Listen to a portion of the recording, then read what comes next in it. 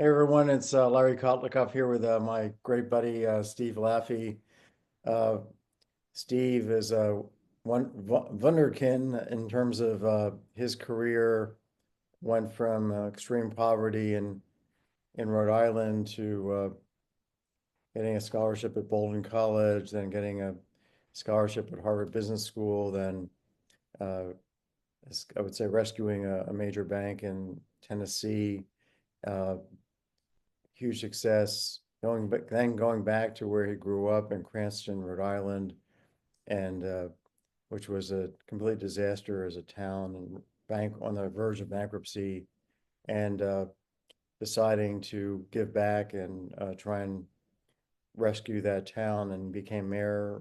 Ran twice. I guess you were twice, From there, yeah, reelected two by the terms of mayor, and widest margin in Cranston history. So at the time, yeah, so took over from the old time uh, politicians who were going nowhere and driving the city into down the tubes, and made dramatic improvements.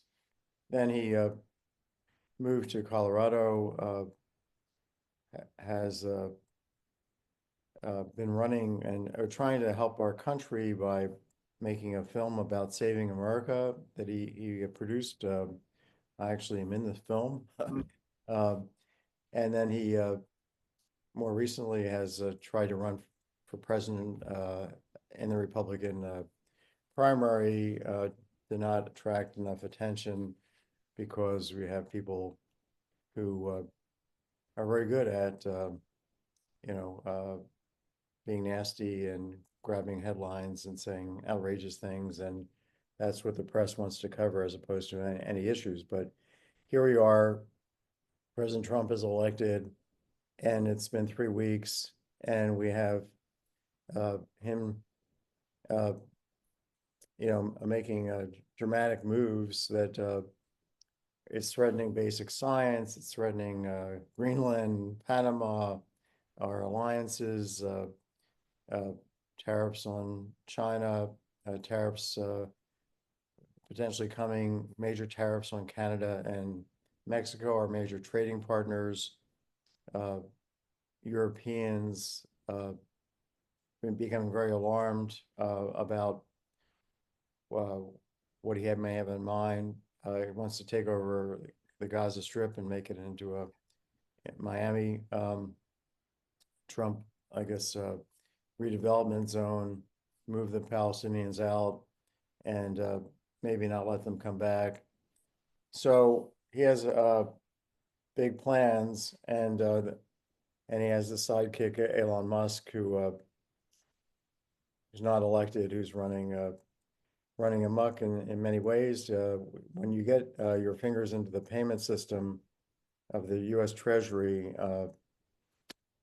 that means you probably have access to things like Social Security records and uh, IRS records, because these are interconnected, and certainly the IRS is a part of the U.S. Treasury, and the trustee, the top treasurer, the head of the treasurer, Treasury Secretary is the chief trustee for Social Security. So imagine you hire a 20-year-old who's a nutbag to begin with, who's not been vetted, and you give them access to the Social Security uh, earnings record system, and they decide to go and scramble those records.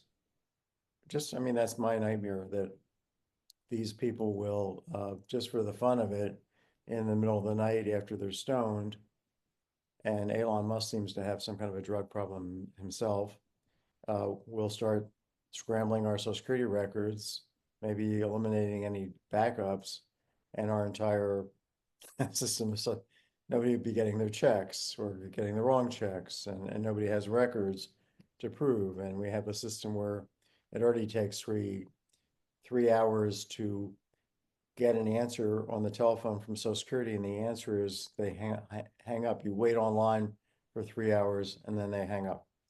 And the commissioner who was trying to fix that, Governor O'Malley, from Georgia, I'm from Maryland, prior governor of Maryland, has been has resigned, so there's no commissioner right now. Anyway, Steve, give us your take on these events. You were opposed very vigorously to Trump. You're one of the only real Republican who actually stood up and told the Yeah. truth about Trump, that this was not the American dream, this was the American nightmare. But take it away. Well, number one, to backtrack, yes, I was fairly successful until after being the mayor of Cranston, and since then in trying to convince America with the movie Fixing America that you're in, which is almost like a secular version of the prophet Jeremiah from the Old Testament today, because these things are actually happening. I mean, you talked at the beginning of the movie that America's broke. This is 2011. So to take it forward, yes, I was the first one to take on Donald Trump and to actually really take him on, because the country is full of nothing but sycophants and backstabbers. And by sycophants, I mean people like Ramsawamy, who would run and say, I'm running against Donald Trump, he's a great leader. And you, what the hell are you doing? Who runs against a great leader? Don't you support him? So that's our country today, and that's the media today. So fast forward, and I say correctly that Trump would win this election if we didn't stop him, and that what he's doing today, he would actually do. Donald Trump is a narcissist. So for even people listening who are Donald Trump fans, you would have to agree with that. And so in his second term, what he's doing, taking advantage of this disastrous Democratic Party that lied about, the health of Biden, and everybody heard me say, who listened to me on a Substack or on TV, that before the Biden debate, that Biden would get crushed and Biden would lose, and Biden would never be the nominee. I said it for 4 years. He would never be the I know. nominee, and people thought I was nuts, Right. and I wasn't nuts. I know this stuff. Whether it helps me or not one day, I actually know what's happening. And so Trump has devised a new plan, and it's now total loyalty. So I would say, rather than him being an anarchist, he's a fascist. In other words, these are fascist things when you tinker with companies and they have to come to you with fealty and bow necessarily, or start every conversation with what a great guy Donald Trump is. And let me tell you about oil. What a great guy Donald Trump is. He's the greatest leader. And or if you do a TV show, or if you're Fox News, you have to change. Or if you work for MSNBC, Joe Scarborough and his wife have to go visit and bow to him and come back and say, we're going to report on this if they want to have a job. This is fascism. People forget what fascism is. Fascism is Mussolini makes the trains run on time. It's not communism. It's like, we'll give you money if you do this. We'll take away money if you do that. So that's what we're heading down the road to. So to back it up on just one topic that's happened since, I have 55 executive orders in front of me, the list thereof. Some of them are so bizarre you can't believe it. For example, becoming president, and this is a Biden problem too, saying he would never pass an executive order to pardon his son or anybody, and he does it. This is where America's losing its faith in government. Trump comes in, he takes somebody who he says is a libertarian, who's a violent person, pardons him. He takes Steve Bannon, who's already pardoned, who, by the way, pleaded guilty yesterday to defrauding people, defrauding plumbers. This is one of his people. He goes ahead and violent people from January 6th. Not all were violent. Some people probably were mistreated. I'm not an expert in January 6th, but some were violent and attacked police people. He pardoned them. You go down the list and then you come up with the tariff stuff. So you're an eminent economist. Most economists agree that tariffs are not a really good thing. Sometimes they can be used. America used them in the 1800s to a great deal to grow certain industries. We get it. I've talked about tariffs on communist China publicly since 2005, because in 2005, when I ran for the US Senate, Larry, I said communist China would never be a democracy. And every single person in Bill Clinton and George Bush's administration knows they won't become a democracy. How did I know that? There's no evidence of it in history of the United States of America and the history of the world. By giving someone a better trade deal to a totalitarian regime, that they become a democracy. Guess what? They didn't. Guess what? We made a movie driving through the country where they bankrupted cities and towns along the way. Guess what? I said in 2015, when Donald Trump announced he was going to be president, that he would win. Again, people thought I was a crackpot. He won. Because on the margin, as elections are decided, people are lying down going, I lost my job. I'll vote for the guy who was against China. But let's take it to the new one, which is Canada and Mexico. It was Trump that signed the new NAFTA deal in 2018, right? And so Right. everybody in capitalist world makes decisions. You don't have to watch Milton Friedman with a pencil back in 1975 to understand that a lot of this stuff crosses borders back and forth because there was some certainty of how things would be done. And the law of comparative advantage, meaning that if Canada has clean water running through waterfalls or oceans that can produce energy that does a lot with aluminum, that we now get 50% of our aluminum from Canada. And if you put 25% tariffs on it for a day, for a month, for a week, for half a year, you introduce a lot of uncertainty into the world's economy, what's happening next, into the Canada-United States relationship, when it should be that recognizing that they're our greatest ally, right? Along with Japan, along with we can argue over Australia and Great Britain, and even Mexico. And what these people do to promote jobs that actually a lot of them in America. And so the stupidity of Donald Trump is that he's sitting there today, and whoever placates him the most, whether it's the leader of Mexico, Sheinbaum, who placated him and calls him, whether it might be the leader of Ukraine regarding what's happened, who calls him and visits him, and whoever does this with him will get a better deal. That's not America. And and Yeah. and I want people to know how I think you should deal with Donald Trump. It's the opposite of what the premier of Canada did. You don't go visit him and say, "Oh, Mr. President," blah blah blah. Then he just busts your chops, and then he just keeps busting your chops. And now the leader of Canada is going to leave, right? He's gone. And so what you do is you always be quiet and double down, because for everybody listening, if Canada said back to the 25% tariffs that were going to be installed on everything, but then the 25% tariffs that may be installed by March 4th on aluminum and steel. If they say, that's fine, we're just putting 50% export tariffs on everything. Good luck with building a car 3 months from now. Good luck with having an automobile in a Ford dealership. Good luck with unemployment in your country. And then shut up. That's the only way to get people to understand that the emperor has I no clothes. agree 100%. I mean, China could turn around. I was talking to Martin Wolf, who's the chief economics correspondent for the Financial Times, on the podcast that we taped a couple days ago. And yes, we were talking about, the analogy, or the analog between Trump and Hitler in 33. Okay, Trump's taking over, potentially recruiting thugs by pardoning these people that some of whom are true criminals and were out to kill police. So now he has a bit of a strike force, and then he's got the courts that he's intimidating and disregarding, uh, and uh, and then ruling by saying things like, I'm going to just take over large land areas. So yeah, the uncertainty of the economic policy, uh, and uh, and just whether or not he really knows what he's doing from minute to minute when he makes these Yeah, he's pronouncements. I'm going to take over, and he continues to make them. I'm going to take over Greenland. I'm going to take over Gaza. So I asked Martin what might happen if he continues down this path, and I asked him whether we could see a time where uh, China says to Europe and the rest of the world, look, you either trade with us or you trade with the US, not both. So if you go to a country like Chile, they do 4 times more trade with China than they do with the US.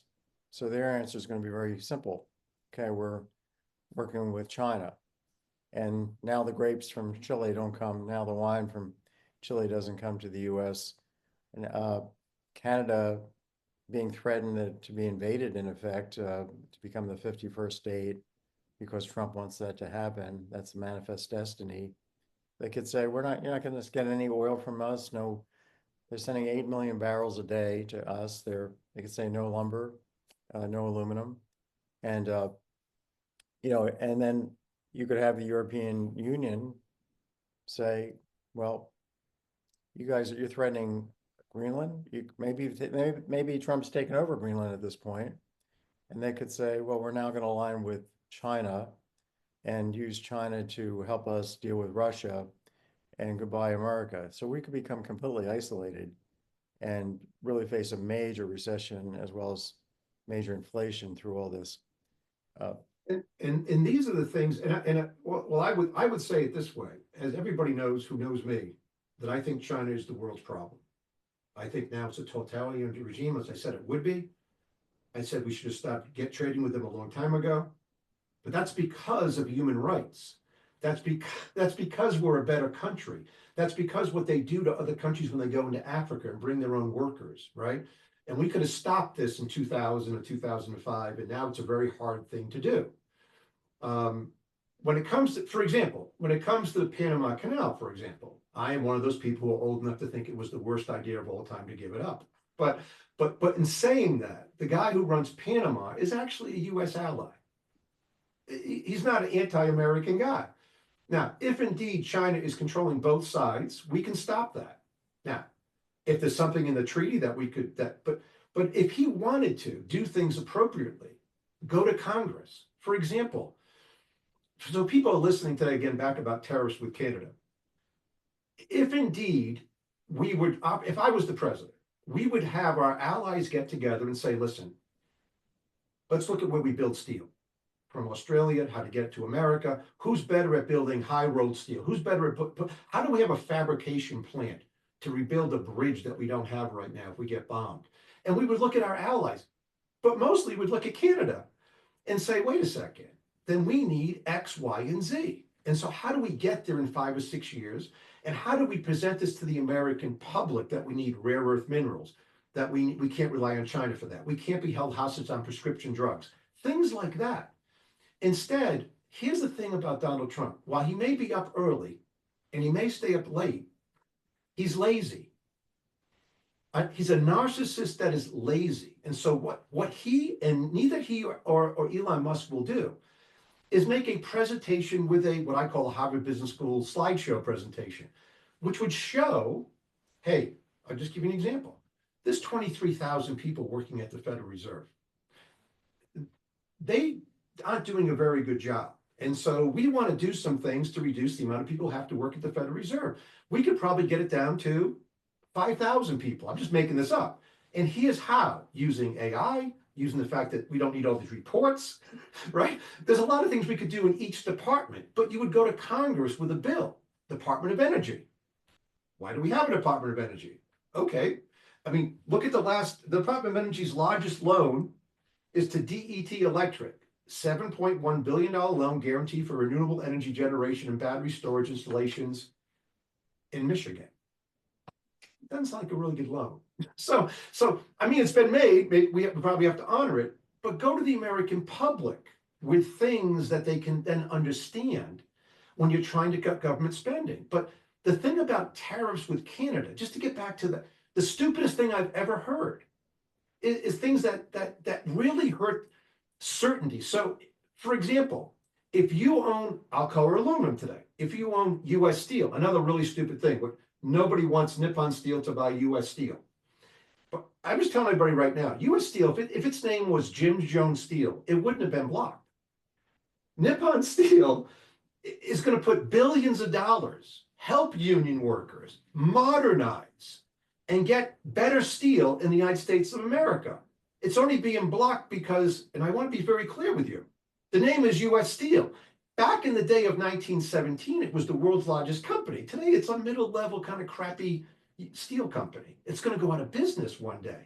These people at U.S. Steel are so stupid that when the stock was 37 in 2017, they issued no equity. When it was 6, they issued 47% of the stock and doubled the amount of shares outstanding. So it's not a well-run company, but Japan is one of our greatest allies. We should be doing this all together to buttress our enemies, and we're not, Larry. So take the Gaza Strip. the way to deal with so far, he says he's going to make it into the Riviera and export 2 million Palestinians to where?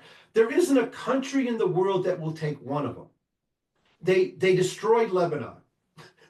They almost destroyed Jordan. Right. These are all, so I feel bad for them, don't get me wrong. But it's a group of people that when Ariel Sharon left the Gaza Strip, as I said, a major mistake. I've done shows on this. I said it then, I'll say it now. It was the biggest mistake of Ariel Sharon's life. What did the Palestinians do when they saw the video? Go watch the videos. When they saw anything made by Jewish people, by Israel people. There was a flower shop. You can watch the video. You could have operated the flower shop. They threw rocks at it and destroyed it. So none of them are leaving. It's not happening. Where would they go? But instead of the Jordanian king saying, or not Netanyahu, right? When he's standing next to him and the bomb gets thrown at him, Netanyahu should just look at him and say, you must have lost your mind. Someone has to say, the head of Egypt, a military sort of junta, let's say, they have big fences. They are taking 0 Palestinians. They know they will lose the country. But no one's willing to say, stick it up your you-know-what, Mr. President. And until people do this, my prediction is that it'll all happen at once. Much like the French Revolution, although it won't be as violent, and what happened to Robespierre at the end, right? Mm-hmm. Eventually, all at once, everybody will turn. All the cowards, the Tim Scotts of the world. He's running for president because he's black, because, he's passed the bill. No, he's never passed the bill. He's just a happy guy. He loves President Trump. He loves him now. Today, literally, Larry Kotlikoff is on TV with the new head of the budget, a man named Vaught, right? So do you want to know what the man who's head of the OMB budget is saying today? No, go ahead. He says, quote, but you know, Larry, the budgets put forth by the president in the last term, quote, they got to balance. I don't have to read it anymore. The budgets of President Trump in 2016, 17 never got to balance. He ran up twice the debt in 4 years that Obama did in 8 years. What we have is Larry Kudlow saying, oh yeah, wow, they got to balance. Not interrupting. That's why I can't host a show on a national TV show. Because I would interrupt Mr. Vaught and say, have you lost your mind? Where were you? Like, you just said, when did they get to balance? Yeah. This is the problem. The problem, everything is at stevelaffey.com. The cycle of death is a terrible education system that we don't replace by making lots of things, if you said free, right? Whether it's right? So people don't know what we're talking about. Your listeners do. My listeners do. The person walking down, maybe in Fort Collins here, with its highly educated place, maybe do. The guy in Detroit has no idea what I'm talking about. He's 33 and can't make change. So he became a MAGA person, let's say, and he doesn't know, he thinks, listen, folks, just so you know, I'm like referred to by Democrats as maybe the original Tea Party guy with derision, that Laffey guy. You can watch a video, that Laffey guy. He was doing the Tea Party before the Tea Party. I'm a very fiscally conservative, Calvin Coolidge conservative. I never let any budget in my house. I have no debt. Everything's balanced or run surpluses everywhere. Doesn't matter where I am. The kids have surpluses. I have surpluses. And yet, I go to a Tea Party meeting in 2018, and I'm booed for saying something like, on April 16th, President Trump told the Washington Post in 2016 that he would not only balance the budget, he would pay off all the debt. That should have been a disqualifying event to be president. And you have people all over the country, people were booing me at a Tea Party meeting. That's how bad it's gotten worse, Larry, where people don't understand what we're saying. What are you thinking is going to happen here now that we've got, do you think the next week we're going to see Trump disregard these court orders to restore funding? For example, we've got, major cuts to NIH funded grants to all the universities throughout the country. He wants major cuts. And believe me, I'm into major cuts. He needs to have a reconciliation act with Congress and make the cuts. There's lots of cuts to make. I am one of those people who's happy that someone's pointing out in a major way, but doing it in the wrong way, what I did in Cranston, Rhode Island. The way I got people to vote in a bankrupt city, my way all the time, was I put out videos. I had videos of people sleeping on the job that went nationally viral, and I was on CNN. I had videos of crossing guards making in today's dollars $226 an hour with a union contract that they couldn't be moved. So schools had closed and crossing guards were standing nowhere near a school with no kids getting paid.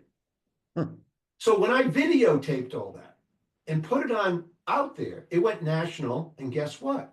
I got my way. These people lack the work ethic or the brain power, although Mr. Musk is obviously a very smart guy in certain ways, because we make the mistake of every day saying, if that guy's a great baseball player, maybe he can advise me on finance. I only know certain things, Larry. I never pretend to know how to screw a light bulb in. I never get on a ladder. I know finance, and I know how to run people and put them in the right place at the right time. That's my skill set. That's what I really do well. The president of the United States does not have any of these skill sets, but we've come down to an election cycle where we're now electing the most known person, Obama being a notable exception. But we're only electing people like they did in Italy back in the day when a TV magnate got elected. We now have a Trump, Biden been around for 47 years, and now Trump, because we have a problem with our education system. So how does this work out? Here's the problem. And I'm just saying this from politics that I've lived in. I fixed Cranston, Rhode Island in under 100 days and didn't tell anybody about it because it was apparent to me that it was fixed, but not to get into what we did. And it just started happening, right? Bond rating going up, getting reelected. You only get 100 days before everybody starts backing up. So Trump is actually really starting to tick off some of the people in the Republican Party with some of the things that he's saying. This will continue because he'll go back and forth and back and forth. At some point, some steel executive will have to stand up and say, listen, I don't care what you're saying. It takes me 3 years minimum. If I start today, if you put 50% tariffs on all the incoming steel, I take 3 years to build it. I need 10 years certainty after that so I can recoup some profits. You're not going to be reelected. The Congress is going to go Democrat. Why would I start building anything right now? That's the problem. If you go to Congress and you have relationships with allies and you have the right people in the right place, then people say, oh, okay, so for national defense purposes, we need some more aluminum plants somewhere along. We need another shipbuilding. We need to build more nuclear aircraft carrier, whatever it might be. Okay, so this guy is producing maximum uncertainty, maximum economic Yeah. or potential, major disruption in economic decisions because of that uncertainty. And do you think this game is just going to go on, or do you think we've got 4 years of this person? Do you think he's going to just destroy the country at the end of the day, economically and internationally, in terms of our relationships with our allies? Will we have allies? Will there be this mass? You're very good at predicting, looking through into the future. I've learned over the years. So how bad do you think this is going to be? Do you really think he's going to take over the Panama Canal, put in? No. And again, if you listen to me in Panama, the way to stop it is just tell Mr. President, we have no national defense, but 150,000 of us are willing to die. We're willing to die if you come in here. We will fight you and you'll have to kill us. He'll never do it. So there are ways like the Danish people, I feel totally terrible because if I were president or anybody normal went to Greenland, went to the Danish people and said, listen, we got a real problem. China, Russia, what they're doing in these areas where there are no people. I know the Wilsonian democracy thought process that these are borders and we don't want to violate them. But see, Trump doesn't believe this. I do. He doesn't believe this stuff, right? He doesn't believe that Ukraine had a border. He just believes in power politics. So that would be the right way to handle it. But yes, if Trump gets to keep going and the Republicans don't realize that no matter what, remember, when you control all sides of the House and the Senate, and you have a president like, say, 2004 with Bush, 2 years later, you usually face a disaster, at least in the House. In the case of Bush in 2006, he lost everything, the House and the Senate. When people start feeling that, let's say 7 months from now, when that starts to be apparent, you will see everybody turn on him. And then you will see the rage of Donald Trump, right? You will see something that you haven't seen before because people won't obey what he says. There'll be congressmen, maybe be the Freedom Caucus, maybe it'll be whatever. The only really bad thing, of course, happening for the country too is that the Democratic Party has not gotten its act together by one little iota. They don't have to have their phrases in the morning and say constitutional crisis. Chuck Schumer should not get on TV and defend federal workers who make more than people in the private sector. He should not do that. You know, sometimes when people are when I find in politics when my opponent is doing something really silly, just let him do it. Hang on, have fun. You don't say a word. But they're actually defending the indefensible. We have lots of waste and fraud in the federal government. We do. And so this is a real problem. And so the Democratic Party should be reorganizing, and they should have been like, for example, these are like 75-25 issues. People of America who elected Trump on the margin, 80-20, don't want men swimming with women in women's sports. They don't want it. They don't want bathrooms for their kids. Whether people listen to the show agree with it or not, they generally don't want bathrooms open to both sexes. So there are things the Democratic Party could do to really help themselves over the 2-year period, because if they don't hop on board about nuclear energy, right? If they don't realize that whatever anybody thinks, in order for capitalism to thrive, you need a rule of law and you need cheap energy. You need other things too. So they should have been for nuclear power 20 years ago. They don't have to be for coal. They have to be for natural gas. Natural gas is better than oil. And we're producing a lot of natural gas. They didn't have to be for all electric cars. As I said correctly in 2018, in 2019, in 2020, this is not like a massive computer where you have a portable 37-pound, I go to Harvard Business School, 37-pound portable IBM computer that I have to pay $3,000 for. And when I leave school, it's worth $600. And things keep happening, right? There are only so many people because the middle class has maybe 2 people working. They both need cars. They can't refill, right? They can't park it inside. There's an apartment right to my north here. People can't park inside. What happens to an electric car? That's why Toyota had the message all the time with their RAV4 Prime, with their hybrids. As they make a transition, they didn't get screwed like Ford, GM, and the other companies, right? Because those people have a lack of real leaders. So the Democratic Party needs to figure out some of this stuff. The guy who ran Microsoft, the guy who ran Microsoft is for small nuclear power plants. Why don't the Democratic Party hop on that? These are easy the things. problem is that I think we need honest to God, I think we need a third party. We do. I've tried. And I think it has to work like this. I just heard Andrew Yang speak over at Brown. I thought, well, gosh, maybe he could collect enough money, and he has this forward party that he's trying to put together. But he just sounded like uh, a lightweight intellectually, and it was all about, I went to Brown, you guys are from Brown, we're the greatest people in the world. It was really. I don't think we're going to get a third party. The only chance we had was no labels.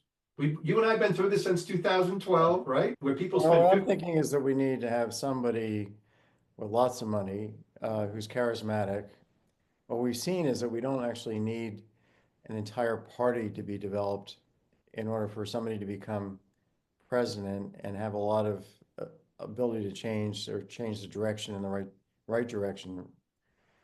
So if we had somebody who had $100 million to spend on getting on the ballot across the country and was charismatic, because charisma seems to be more important than ideas, but had both ideas and charisma, and just gets himself on the ticket. I mean, Ross Perot had 19% in that election when Clinton against Bush. Ross Perot would have won if he hadn't dropped out talking about a Black helicopter and got back in. He actually would have won. Yeah, he was basically a nutbag, but partly he was very smart and charismatic and very putting his finger on key problems, but partly he was kind of paranoid and trying to go and he after. had a great Hillary. failing, but he would have won. So there is a thought to be made about that. If you ask me what's about to happen, I don't see Donald Trump. He just issued some more executive orders. This is where, unfortunately, the country's okay with this. In other words, Biden did some executive orders. He ignored the courts when it came to student loans. So now here come Republicans controlling both sides of the House in a very erratic, and the real problem is a narcissistic. So people who are narcissistic as they get older don't get cured. Almost nobody gets cured of narcissism. If that's unfortunately what he grew up with and has, I feel very bad for him. And if he could keep it to himself, it wouldn't be such a problem. But what's happening is the only reason J.D. Vance could ever be the vice president is that look at these people. They change their mind thinking they want power and they back the president on anything. So he's an extreme lightweight, a man who's only never had a job for more than 2 years in a row. He wrote a book that he now disagrees with. Go read my book. I agree with just about it. There's a couple of things, you get older. There's one or two things in any book you've written, you're like, I wish I hadn't written that in 2009 or whatever. But the fundamental point is totally correct. The things I said in 2005, I'm saying today. So the problem that's going to happen is that things are going to have to get so bad in this country that, much like Cranston, Rhode Island, Cranston, Rhode Island was the worst run city in America. The mayor before me overspent by $25 million and didn't tell anybody, didn't do audit for 3 years. The mayor before him was caught with $150,000 of campaign cash and avoided jail because he was in the union. The mayor before him was the governor and then went to jail. Those are the mayors before me, right? So we're heading down that road where I actually hope that America becomes in a macrocosm, Cranston, Rhode Island, where I don't hope that things will be so bad. But Larry, there really isn't any way, we haven't discussed this, to roll $17 trillion of debt in 3 years. See, the lack of education system, people don't understand. If you ask people, and I did when we made the movie, I just didn't put it in the movie.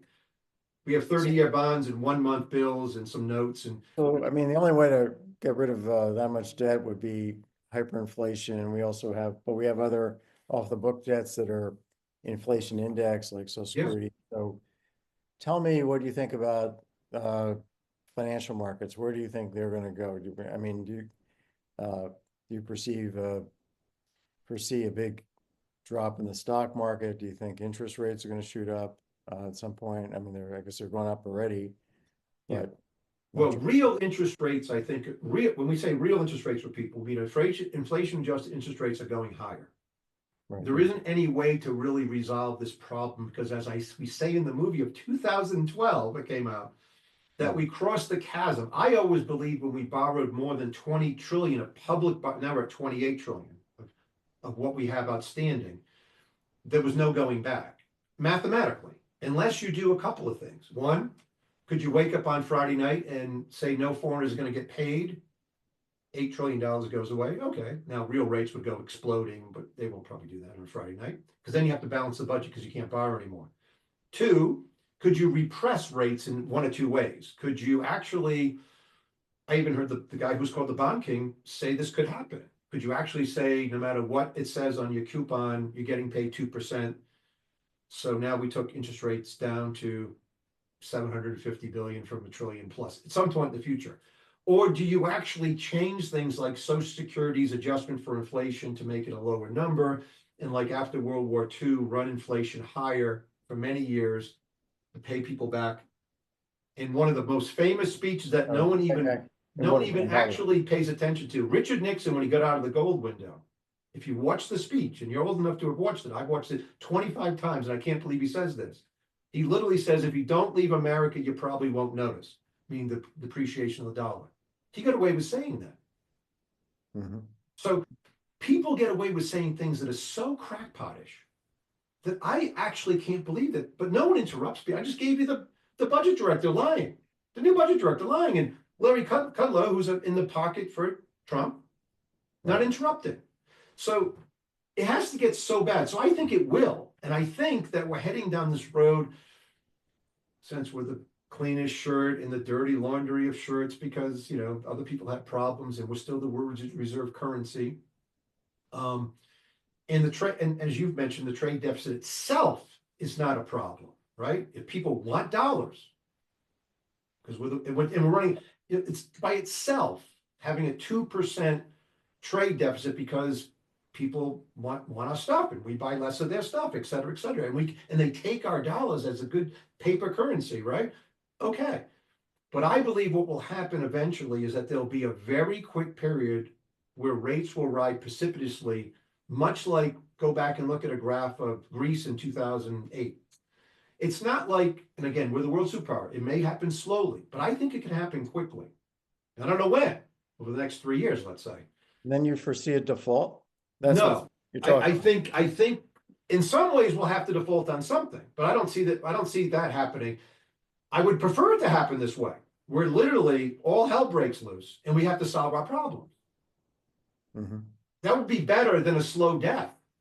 The problems, I think these problems with the tax system, the healthcare system, the Social Security system, these are such major institutions Major that problem. can't be fixed by, adjusting some loose bolt or something, or changing some part that's a little, rickety. You need to basically shut down the existing systems and start Yeah, something from scratch that's actually modern and it's efficient. I mean, Social Security is unbelievably inefficient. 65 trillion. And here's the real issue with America today.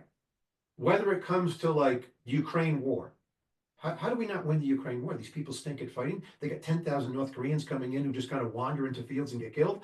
The Ukrainians doing almost nothing and actually still kind of winning, taking part of Russia. How do we not just like win? So Iran's been bothering us since 1979. We've never taken care of Iran. We've gone into Iraq. We've ignored stuff. We talk about Hamas. What are they talking about? And when it comes to a big problem in America, now, if you went to AI and said, what did Steve Laffey, who ran for president, what did he want to do to help the middle class? It does a better job of answering the question than I could do by myself. That's why AI could be good. It goes into like your plan for Social Security, right? And how, in the end, it would really help the country and the middle class. So for people who must know Larry's plan, which is my plan, and that's what I tell people. I'm not a genius in everything. Larry and I disagree on certain things. When it comes to Social Security, he's like the world-renowned expert. So his plan is my plan, which we used to run for president. And the way it would really help the country with the dollar in the future, with the middle class, is that picture us actually having a computer, having someone who's 20, starting to put money into Social Security, people who are grandfathered in, get whatever, I'll give you the simplified version. Go out 13 years when the 65 trillion now has a future value of $65 trillion of unfunded liability is actually going to zero. People are dying. We actually spend more money to do this, but picture 13 years later, where a 33-year-old and a 40-year-old who started to get into the program says, wow, I'm not going to get $3,000 when I'm 65 with a deflated dollar. I'm getting 15 grand per month when I turn 68 or when they stop buying the annuities and so forth. Guess what, honey? We could buy a home. We have a better shot because our retirement plan looks really good, not really terrible. Because today, anybody 33 to 40 or 45 who visits with a financial planner, even Maxify, the answer is plan on not getting it, save more. Because you're actually not getting it in any way, shape, or form. Could you get $3,000 that's really worth $1,000 in real terms 20 years from now? Of course you could. Are you ever going to get a real number that means anything to you when you're 35 today? The answer is no. So how do you help the middle class? That's a great way to help the middle class. How about changing the Federal Reserve Board to only really do inflation and keep it at zero? Why they came up with 2%, I don't know. Why not change the Federal Reserve to put all of the fiscal problems back to Congress? So when the head of the Fed, if I was the head of the Fed, and we only did inflation at zero, and I used something like the Taylor rule or whatever it would be, right? I mean, there's ways to kind of keep it around a thing of zero. And I showed up at Congress and they said, oh, aren't you going to print some money? I'm like, no, we don't do that anymore. We keep inflation at zero. You're in charge of fiscal So we have a lot of, so we have a lot of things that we would do if we were, what you would do if you We're were. not, the point is we're not doing any of them. Yeah. Trump's not going to do We're any not of it. having any intelligent discussion of anything. No, We're having, seat of the pants, let's fix this in 10 seconds and just TV stop. personalities discussing whether they hate or love Donald Trump. Yeah, or how much they love him, yeah. Right. The, so, uh, what should people do individually, right now? How should they kind of deal with their finances, do you think? I think that I've said this only for a couple of months, but I think people should be prepared that the dollar is going to get a lot weaker at some point. It's historically very strong, which is why I've gone to Europe. So that's one thing. Starting to get interested today in Bitcoin and gold. Gold's at an all-time high. I mean, I don't tell people what I'm doing, but when I bought it a long time ago, it's like time to sell. Could it go higher? It's done well. These are things that, everybody, not everybody, many people just follow the herd of trying to involve in whether it was stocks. And today, I think it is really prudent that people start thinking, because I just read a statistic where the average 70-year-old is 80% in stocks. There's always been a good rule of thumb, 100 minus your age is what you should be in stocks. So if you're 70, you should be 30% in stocks. But I think people should be looking outside America, like I do all the time, thinking about buying a property in, another country, because why not buy one? The dollar's so strong against the Canadian dollar. We're not taking over. By the way, think about it. Would we want Canada, if you're a conservative Republican, to be a state? 2 Democratic US senators, 15 Democratic. What are you talking about?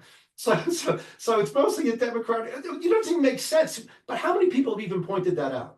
Can you find someone on TV who just pointed out the logical conclusion if Canada said, we'd love to join, right? To be a state, not 7. 7 states would be like, 12 Democratic US senators, right? So if you're a Republican president, would you ever suggest that? Of course you would suggest it. So for people out there listening, I think you have to plan for the unexpected. You can't be secure, because we've had, by any, and not to bore people with CAPE indexes, PE ratios, price to sales, the market cap to GDP. These are all at historical highs. And I've lived through cycles. Now, what about moving out of stocks into inflation index? The 30-year. That's a good idea. Inflation index bonds for Yeah. some of your assets, again, would be fine. I try to find more exotic things. For example, again, I say these things and I don't want people, I don't have my licenses anymore. If you look up what I did, go to the Wall Street Journal, I was considered the best stock picker of the 1990s. Better than Goldman Sachs. There's an article in the Wall Street Journal. The best stock pickers are in Memphis, Tennessee. I could put it up on my website again, and I'm the guy who picks the stocks. We outperformed Goldman Sachs by 2.5-fold over the 5 years I ran it. But what was I smart enough to do? I told Alan Morgan when I ran this focus list around 2000, I'm out. He's like, what are you talking about? We're gathering all these. I said, I've had 5 great years. You can't have the president of the firm have a terrible year. I'm also the president of the chief operating officer. I run the trading desk. I'm head of investment banking. I have a lot of jobs. So I got out. It's time to get out. If you're sitting there thinking, I'm just getting into Bitcoin today, where were you? I should run a hedge fund, I know, and I don't. I run a Steve Laffey hedge fund, but I'm like 90% cash today. Looking for alternative investments. Is palladium a better investment than gold? I think so, for example. People don't talk about palladium, right? It's all-time highs, like 3,000, trades at 900 something, but why would you get involved in things at all-time highs all the time? I know momentum people do, but you can see things happening now that are much like 1999 to 2000. We could talk about AI. You've had some great guests on your show talk about AI. You don't have to know the answer to AI to know that in stocks, so many promises get made, whether it's storage companies in the 1990s, whether it's just tech, or it could be Amazon going down twice 90% before it really becomes an established company. You don't want those. The way to make money, and I learned this from a trading desk at Payne Webber. Listen carefully, folks.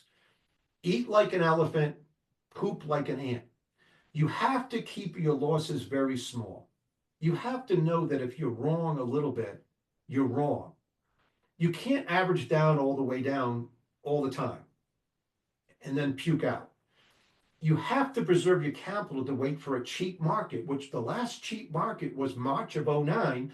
In March of '09, they changed the accounting rules to mark things to call rather than market, so banks weren't broke. We can go over why they did that. That was the beginning of a new bull market. We are way into the eighth and ninth inning of a bull market. I see. Okay.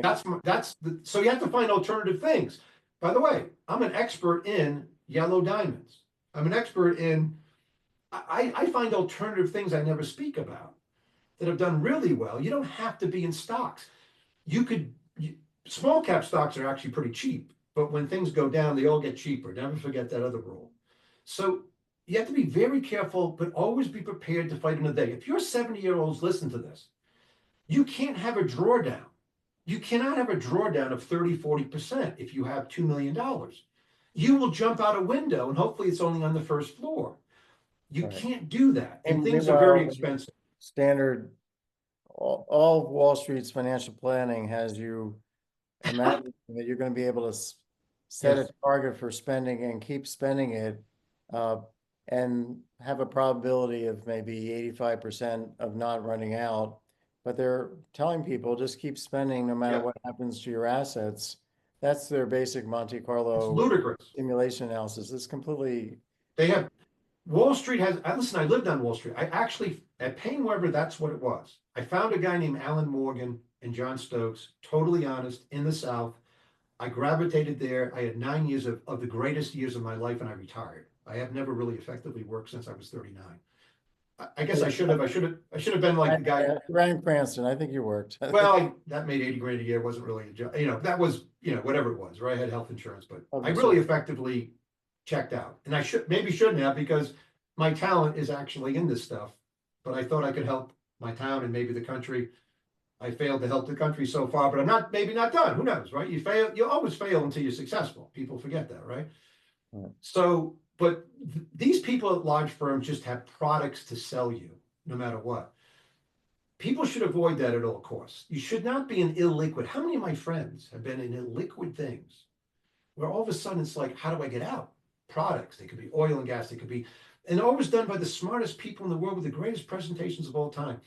It's better as you get older to be more liquid. Where I right now can get off this show, I'm actually short the market as I sit here today a little bit. I got some volatility plays, things I won't go into, but I could just change my mind. That's why I hesitate to tell people anything because I will then go to 95% cash and wait for another day. But that's me. That's how I operate.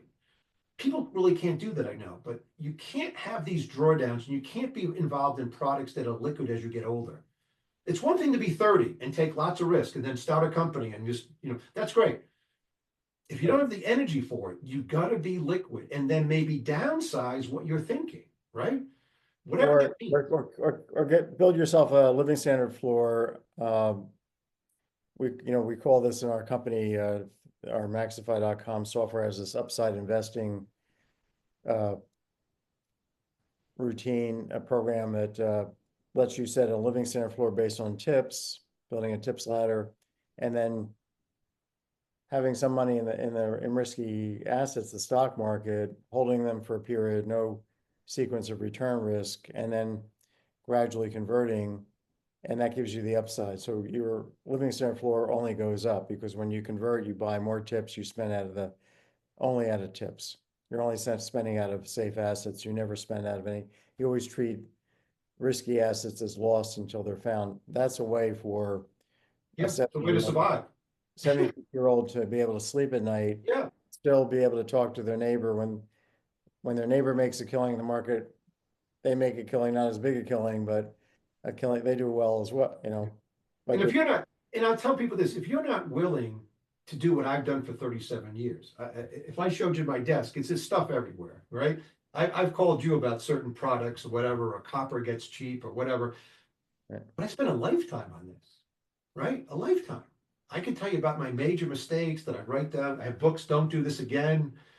I may have more losers than winners, but my winners are big, I mean, things I've done with the A2 Milk Company back when no one had ever heard of this thing. It was 16 cents in New Zealand.